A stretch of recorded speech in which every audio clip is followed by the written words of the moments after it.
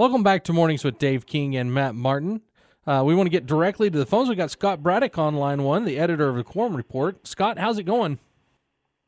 Morning, Matt. Going well. How are you? I'm doing well. You know, and it's election time, and I know that that's a very busy time for the Quorum Report. Do y'all have anything big going on there? Well, we're traveling the state right now. I was in Dallas-Fort Worth last week when I talked to you. Now I'm down in Houston, and the fact is that it's all about, from our standpoint, who is going to control the Texas House of Representatives, the big question mark. And I think right now it's probably a coin flip. It's hard to say.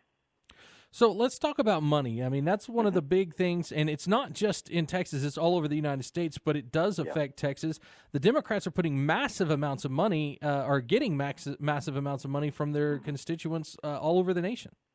Yeah, and there's a big difference in the way the money is being delivered and therefore how it is being spent. So you have candidates getting tons of money, mountains of money on the Democratic side. And look, none of this is to say that Republicans don't also have money to counter this.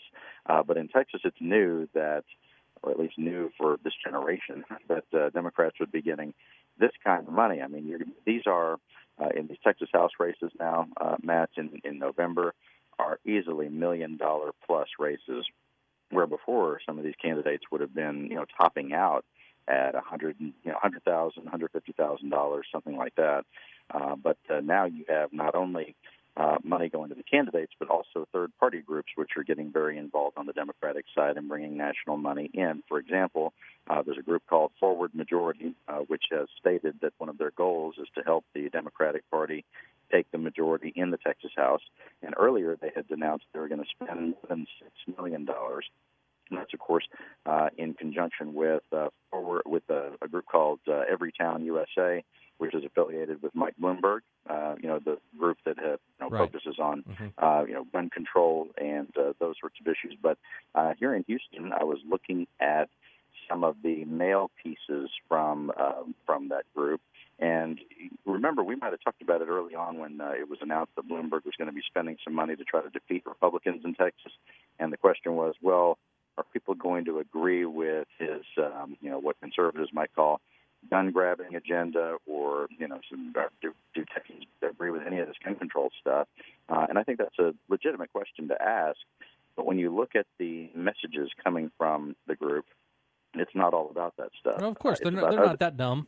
Right, about other issues as well, and other issues that they do agree with. For example, the idea that Republicans are somehow trying to keep people from being able to still have protections for pre-existing conditions under the Affordable Care Act, which I think that's an issue that's probably resonating a little bit more, especially in these suburban areas, especially with Republican women who, as we know through the polling and just anecdotally and talking to people all over the state, and you've heard it from other parts of the country as well, that a lot of these women who have voted for Republicans in the past are upset with the party about the way it's handled the issue of health care, and they really wish that the Republican Party would come out with a real message and plan on health care. Earlier in the year, some of the top Republicans in this state had been talking about the idea that if you are in a competitive district, running for Texas House or running for Congress, against Democrats are going to be coming at you real hard with a lot of money. One of the issues that you would definitely need to have your act together about and have some kind of message about would be health care, and specifically the question of what are you going to do about pre-existing conditions, because the ball has moved on that, Matt. You may remember when the ACA was being, debated, when Obamacare was being debated, Republicans would basically argue that it wasn't the government's place to be trying to create those sorts of protections. But now all over the place you see Republicans are literally arguing that they could do a better job than Democrats of protecting people who have pre-existing conditions. Right. Well, and I don't think that the price of health care can go down as long as pre-existing conditions are covered, because that's where a lot of the money goes. But absolutely, just like with it, you hit the nail on the head. Just like with anything else, in life, the things that you like are often paid for, in ways that you don't like. It's always when the bill comes that's the unpopular part. Yeah. So one of the things I want to ask you, and this kind of came to me, I know that in other states, more Republicans have registered to vote than Democrats. Mm-hmm. But in Texas, are we seeing a big move of Democrats thinking that maybe the state could turn blue and maybe seeing more registrations from the Democrat side in Texas?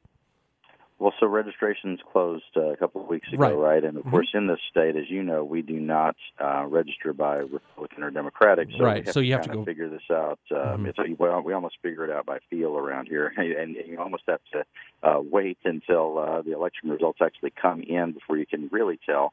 But there are some clues. We're not completely in the dark about it. If you look at the early vote so far, which has reached about 2 million votes so far, which is a huge number. Right out of the gate, of course, we have 2 more full weeks to go of early voting as we start to wrap up the first week of it here. If you look at where the votes were coming in from, Matt, and you look at when these folks may have registered, there are reasons to believe that they would be tending to vote more Democratic in early vote. And I would say that I wouldn't be surprised that if on election night, 7 p.m., when the first results come in and you get the early voting totals and all of that, if Democrats weren't leading in certain parts of Texas or even statewide in Texas. Do you remember on election night in 2018, right at 7, when those first results came out, Beto O'Rourke was leading Ted Cruz, right? Because the biggest counties had reported their numbers, and the 200 or so smaller counties had not yet reported their numbers. It was rural Texas that really pulled Cruz out of the fire and got him over the finish line, where he, beat O'Rourke by just a couple of points. It would not be shocking, and who knows, but I wouldn't be surprised if the same thing happened in a statewide fashion on election night here coming up in a couple of weeks, where at 7 p.m. you see maybe Joe Biden is leading President Trump right at 7 o'clock all across the state, but then that evens out, as those other totals start to come in. So people shouldn't get too nervous right out of the gate if they see that, either Biden might be leading Trump in Texas or if he's just nipping at his heels. You've got to wait for all those votes to come in. So the census apparently is going to be closing early. And again, I'm sorry, I didn't give you this because I just thought about it, but the census is going to be closing early. How is that going to affect potentially the state of Texas or even the nation overall, that we're going to have a less time for people to get the census numbers in?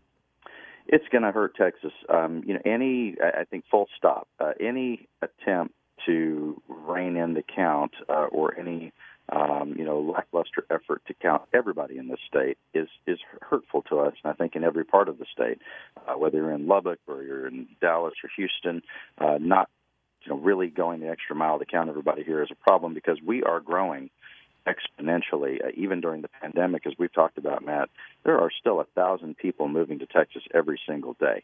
And those people are moving to mostly our suburban areas, some to our urban areas, and I'm sure some are moving to rural Texas as well, maybe not in as large numbers, but we need to get every bit of representation and every bit of federal resources that we're entitled to. It's not that we want a handout from Washington. That's not it at all. We're one of the states, one of the very few that always sends more money to Washington than we get back, right? So in a lot of ways, we're subsidizing other states. And if other areas of the country get maybe overcounted compared to Texas getting an undercount, if you will, then that disparity would only get worse. And so, hopefully there is, some chance that we can still see a real good faith effort to get everybody counted around here. But as you say, the way things are looking out of Washington, it doesn't seem to be the case.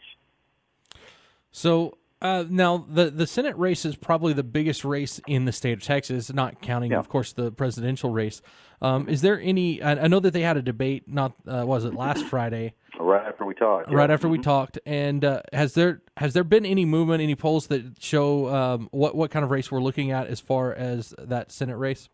We're not getting public polling on this that shows us that there's really any movement, but we do have some other clues here. You do have the big Senate majority PAC. That's the largest super PAC that's working on, U.S. Senate races. They just announced an $8.6 million TV buy for MJ Hegar against Senator John Cornyn, and that would, as the Dallas Morning News reported, that would dwarf the similar spending that's being done for Cornyn on the Republican side. $8.6 million on the Democratic side compared to $3.4 million on the Republican side. So far, the Republicans in that effort have only spent about $273,000, which in a statewide race in Texas, again, to you and me, Matt, that sounds like a lot of cash. Like, I wouldn't mind if the slot machine paid me $237,000. But right. Trying to buy television ads in Texas, it's a drop in the bucket. They may see something in their polling, which indicates that they can come in with a late investment like this as Democrats and try to really make this a competitive race. And in the debate that we saw last week, there was a skirmish back and forth, and you may have talked about it here on the show, maybe Monday or Tuesday, about the idea that MJ Hegar has a problem with the African-American vote because of the arguing going on between her and Senator Royce West, who was her primary opponent, who said he wasn't supporting her. He walked that back a couple of days later. You may have seen where Senator West said that he was going to be voting for Democrats up and down the ballot from the White House to the courthouse. I did see that. He did not specify her race. Well, and they even asked him about her specifically, and he said, yes, I meant what I said, essentially. Right. He said he would have nothing else to say about this. Yeah, exactly. So it got really ugly between those two, and I think in some ways that's a failing of Ms. Hegar because, look, when you become the nominee, and Republicans have some muscle memory for this.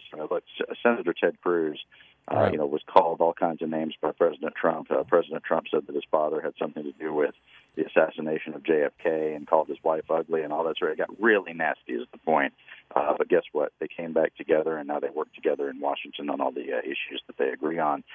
When you become the nominee of a major party for a big office, U.S. Senate in Texas is a huge office, it's incumbent on you to try to bring the party back together. And her primary opponent, Senator West, had said that she never even reached out, never called, even after they had had all this ugly back and forth during the contest. And in Texas, Republicans are used to doing that, where they rip each other to shreds during their primaries. How many times have we seen that?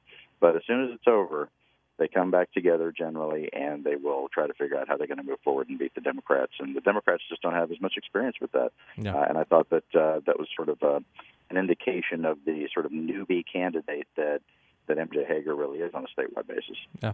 All right. Well, Scott, we're out of time, but do you have anything on over on quorumreport.com that you want to highlight? Well, there's an argument about exactly what Governor Abbott is doing with judicial appointments and a whole lot more. You can check it all out at quorumreport.com. We're keeping up with all these races for you there.